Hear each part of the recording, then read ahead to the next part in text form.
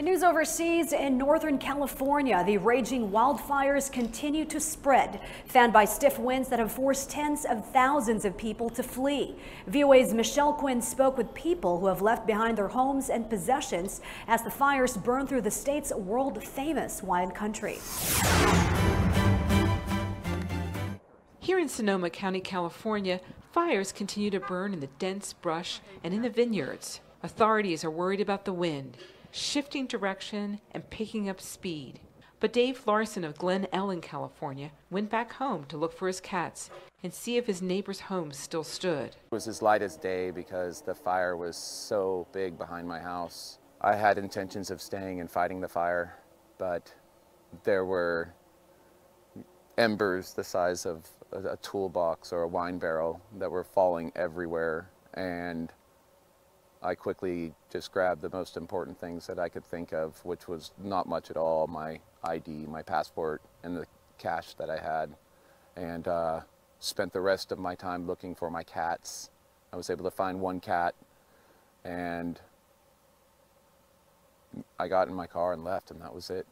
And I came back 3 hours later, and everything was gone. Absolutely everything was gone. This, to me, is like a nuclear bomb has gone off. Fires still burn and there are down power lines everywhere. Today, the goal is to stomp out flare-ups before they can build up momentum. Firefighters came from miles away to help out. We have red flag warnings for wind, and with all the multiple fires that we have, they're expecting them to all burn together into one large fire today. So we're not focusing a whole lot right now on the actual containment, at least my aspect of it. We're focusing on structure protection and dealing within the fire lines to stop anything else from burning down. At least 21 people have died in these fires, and many are still missing. New evacuations were ordered Wednesday as authorities worried about the wind.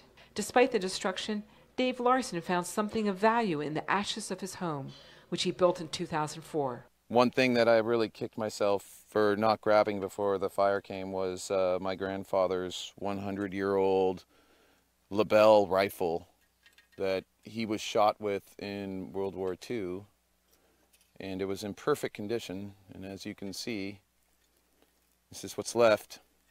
Bayonet is still attached. It's amazing. It was still sitting right next to my flat screen TV, which is also completely melted. It will be weeks before the full extent of the damage here is known and what it will take to rebuild.